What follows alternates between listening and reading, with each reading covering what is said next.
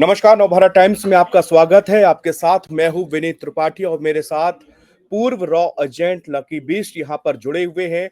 Iran और Israel के बीच में पिछले 12 दिनों से जिस तरह से पूरी युद्ध की स्थिति बनी हुई थी, युद्ध चल रहा था, उसमें फिर अमेरिका की एंट्री होती है और फिर आज जब ईरान जो है वो यूएस के एयरबेस पर अटैक बोलता है, उसके थोड़ी देर के बाद एक ड्रामेटिक पूरी तरह से एक घटनाक्रम चलता है। उसके बाद में सीज फायर का ऐलान कर दिया जाता है।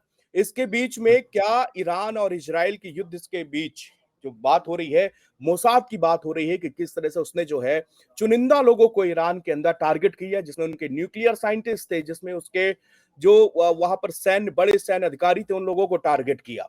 इसके अलावा लकी बीस जो है इस मामले पर बहुत सारे अपने सोशल मीडिया प्लेटफॉर्म पर वीडियो बनाए जो कि चर्चा में है। और आज हम उन्हीं सारे सवालों के लेकर लकी जी आपसे यहाँ पर मुखातिब हो रहे हैं। तो पहला सवाल आपसे हमारा यही रहेगा कि किस तरह से आप इस पूरे इजराइल ईरान के बीच के संघर्ष और अमेरिका की एंट्री और फिर सीज फायर, इस पूरे घटनाक्रम को आप किस तरह से देखते हैं?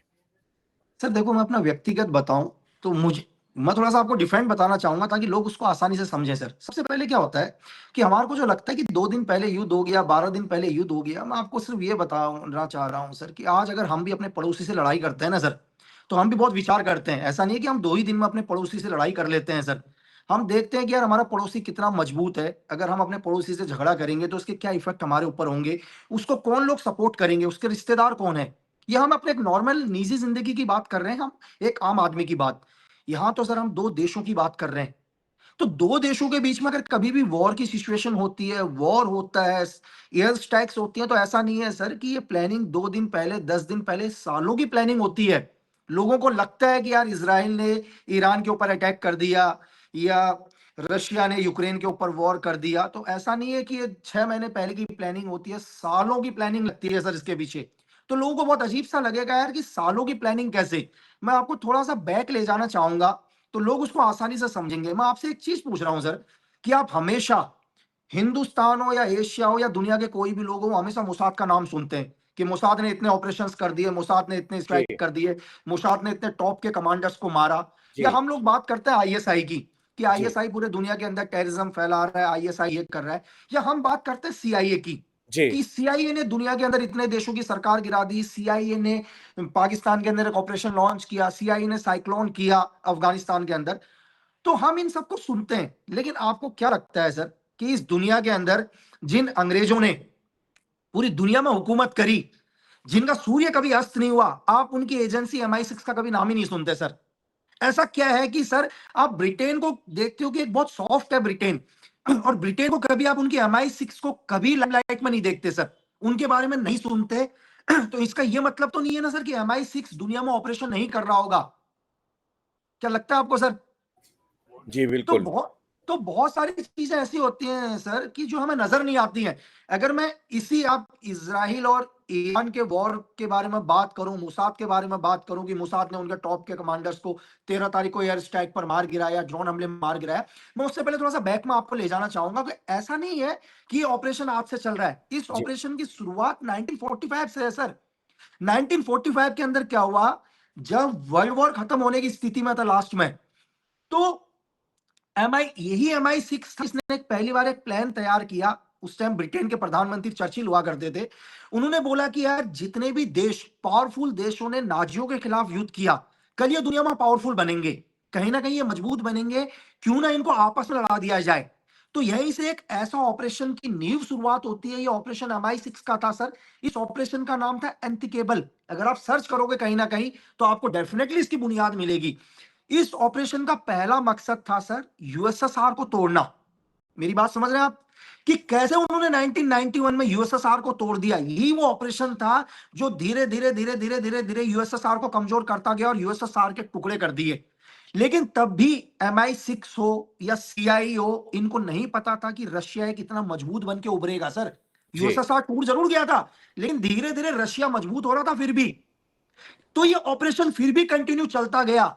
ऐसा नहीं है कि इस ऑपरेशन को बंद कर दिया गया। मैं तो लोगों से आज भी कहूंगा कि 2025 में भी आज भी ऑपरेशन चल रहा है। दुनिया में जब भी कोई सीक्रेट सर्विस कोई ऑपरेशन चलाती है, वो ऑपरेशन दुनिया में कभी बंद नहीं होता सर।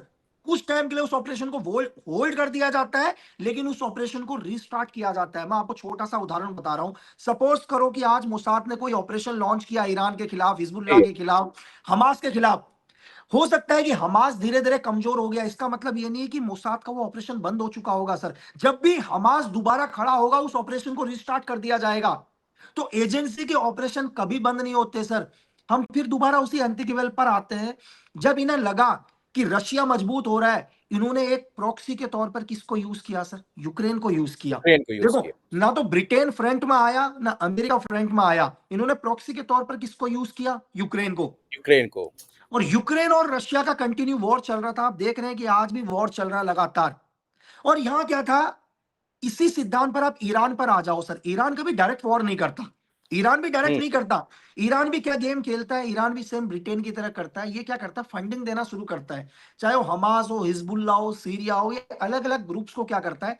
फंडिंग देना शुरू करता है। खुद कभी फ्रंट में नहीं आता सर। ये चीजें चल रही थी।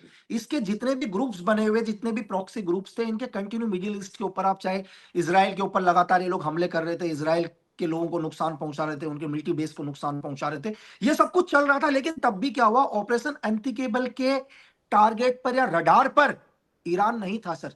क्योंकि ईरान कंटिन्यू इसराइल को नुकसान पहुंचा रहा था, और वो कई टाइम से पहुंचा रहा है सर। वो आज से नहीं पहुंचा रहा है। आप 1979 से देख लो। जब 1979 से पहले ईरान के अंदर वो गवर्नमेंट थी जो बिल्कुल सीआईए को सपोर्ट करती थी या ब्रिटेन को सपोर्ट करती थी। जब खुमानी आए तो उन्होंने बोल दिया यार कि यार इसराइल और अमेरिका तो शैतान के बच्चे हैं। तब से आपने देखा होगा कॉन्फ्लिक्ट स्टार्ट हुआ 1979 से ईरान और, 79। है ना? तो आज क्या है? पहली बार सीआईए हो चाहे MI6 हो, इनकी नजर में ईरान कब आया सर? ईरान इनकी नजर में पहली बार तब आया जब डायरेक्ट ईरान इसराइल ओ सॉरी रशिया को सपोर्ट करना शुरू किया ड्रोन हम्म। से। अब मैंने आपको क्या बोला कि 1991 से जब यूएसएसआर टूटा है, यूएसएसआर को तोड़ने के बाद ये रशिया को खत्म करना चाहते हैं। हम्म। लेकिन रशिया के साथ 2 साल से चल रहा है। लेकिन क्या लगा MI6 को या सीआईओ को कि यार अगर ईरान डायरेक्ट तरीके से रशिया के सपोर्ट में आ गया, तो हम जितना रशिया को कमजोर करने की सोच रहे हैं, फिर रशिया पावर में आएगा, फिर पावर इतना में और आएगा। मुश्किल होगा। तो आप मेरा मतलब समझ रहे हैं जो मैं जनता को बताना चाह रहा हूं? जी जी कि बिल्कुल। जब ईरान ने डायरेक्ट सपोर्ट करना शुरू किया रशिया को, तो अगेंस्ट किसको खड़ा कर दिया? अगेंस्ट रशिया के ईरान के ऊपर वॉर शुरू कर दिया। मैं आपसे एक चीज पूछ रहा हूं सर। आप चाहे उसको परमाणु बम बोलो, या आप बोलो कि ईरान यहाँ न्यूक्लियर बना रहा है, या ईरान के न्यूक्लियर प्लांट पर आप लोग एयर स्ट्राइक करो, जो अमेरिका पूरी दुनिया पर अपने सैटेलाइट से नजर रख रहा है, हर मूवमेंट पर नजर रख रहा है, क्या उसको नहीं पता सर कि ईरान अभी परमाणु के कितने नजदीक पहुंच चुका है सर? हम्म। क्यों जब ईरान रशिया को सपोर्ट करना शुरू करता है, तभी एक ये सर्जिकल एक वॉर में कन्वर्ट हो जाता है सर? इसे लोगों को समझना पड़ेगा। जो हमें दिखाई देता है एक्चुअल में वैसा नहीं होता सर। जो हम्म। हमें जो हमें फ्रंट से नजर आ रहा है, ये 12 दिन वॉर होता है, फिर एकदम से सीज फायर लगा दिया जाता है सर। हजारों करोड़ का नुकसान हो जाता है। दोनों साइड हजारों लोग मारे जाते हैं सर। आप गवर्नमेंट आंकड़ा छोड़ दो कि 3,000 लोग मरे हुए हैं, ये तो गवर्नमेंट का आंकड़ा है सर। क्योंकि वॉर होती है तो दोनों तरफ से नुकसान होता है, और इसकी जो झुलस होती है वो पूरे विश्व में होती है। जिस तरफ से भारत को लिए भी, तेल के लिए भी, बिजनेस को लेकर भी पूरी दुनिया भर में उठापटक हो गई। लेकिन लकी जी ये जानना चाहते हैं कि जिसको बार बार ट्रम्प ये कह रहे हैं कि हमने उनकी साइटों को तबाह कर दिया, हमने उनके पूरे न्यूक्लियर सब तबाह कर दिए, उनके यूरेनियम को हमने तबाह कर दिया। इजराइल भी कह रहा है कि अब जो है ईरान कभी भी न्यूक्लियर वेपन के पास नजदीक तक नहीं पहुंच पाएगा, उसके सारे साइंटिस्ट मार दिए गए। तो क्या अब ये वास्तव में ये हकीकत है कि मोसाद ने इतना सफल ऑपरेशन अपना चलाया कि उसके सभी टारगेट सटीक हिट हो गए? सर फकीरजादे को भी तो किया था ना सर। 1500 किलोमीटर दूर से इन्होंने रिमोटली ऑपरेट करके उनके न्यूक्लियर साइंटिस्ट को भी मारा था सर। फकीरजादे को, मोहसिन फकीरजादे को। तो तब भी तो इन्होंने यही बोला था कि उनका न्यूक्लियर खत्म हो चुका है, हमने उनके मेन साइंटिस्ट को खत्म कर चुके हैं। सर मैं आपसे ये बोल रहा हूं कि अभी आपने अगर कुछ सैटेलाइट इमेजेस देखे हो, जो कहीं से शायद लोगों के पास पहुंचे हो, जी कि जी। जब इन्होंने न्यूक्लियर साइट पर अटैक किया, उससे पहले ईरान उन सारे अपने यूरेनियम को उस जगह से आउट कर चुका था सर। ये मैं तो आपसे मतलब कह कि रहा हूं ईरान को पहले से पता था कि ये सर। लोग। सर एक देश को डेफिनेटली पहले से पता होगा सर। मैं आपसे एक चीज पूछ रहा हूं, मैं आपको एक निचले लेवल पर लेकर चल रहा हूं ताकि लोगों को आसानी से समझ में आए। अगर हम भी किसी से झगड़ा करते हैं आज, अपने मोहल्ले में, अपने एरिया में, तो हमें पता होता है कि हमें कैसे नुकसान पहुंचाएगा, हम उसके लिए पहले से रेडी होते हैं सर। ये तो देशों की बात है, क्या ईरान को नहीं पता सर कि मेरे प्राइमरी टारगेट क्या होंगे मोसाद के उसमें, या सीआईए के लिए मेरे प्राइमरी टारगेट क्या होंगे? नहीं ये तो लकी जी, ईरान को भी। मेरा सवाल ये इसलिए आपसे उठता है क्योंकि मोसाद को अपनी खुफिया विंग के लिए जाना जाता है पूरी दुनिया में। उसको ऐसा हवा मतलब बनाया गया है कि मोसाद का ऑपरेशन कभी लीक नहीं होता, कभी किसी को पता नहीं होता। उसके एजेंट, अभी भी कुछ एजेंटों की कहानी चल रही है कि ईरान के अंदर वो सैन्य कमांडरों के बेडरूम तक उन्होंने पहुंच बना ली और फिर इस तरह से कमरे में सोते हुए उनको मिसाइल से मार दिया गया। तो अगर इतना सीक्रेट ऑपरेशन था तो फिर ईरान को इसकी भनक कैसे लग गई? नहीं नहीं सर, ईरान को ये क्यों नहीं पता चला, सॉरी मोसाद को ये क्यों नहीं पता चला सर कि ईरान न्यूक्लियर के बिल्कुल पास पहुंच चुका है? चलिए, मोसाद ने एक काम किया, ईरान के अंदर एक कंपनी खोली, वहीं से ड्रोन बना रहा था, एवरीथिंग मैं मान लेता हूं कि उनका एक बहुत सक्सेस ऑपरेशन था सर। क्या पता हम्म। ये भी हो सकता है, मेरी बात सुनिए, क्या पता है, मैं आपसे ये पूछ रहा हूं, क्या पता ईरान को पता हो कि मोसाद क्या कर रहा है और वो ध्यान भटकाने के लिए अपना प्राइमरी काम कर रहे हो सर? मेरी बात समझ रहे हैं आप? तो मोसाद को क्यों नहीं पता चला कि ईरान न्यूक्लियर के इतना नजदीक पहुंच चुका है, वो आज नहीं 15 दिन के अंदर न्यूक्लियर बना लेगा?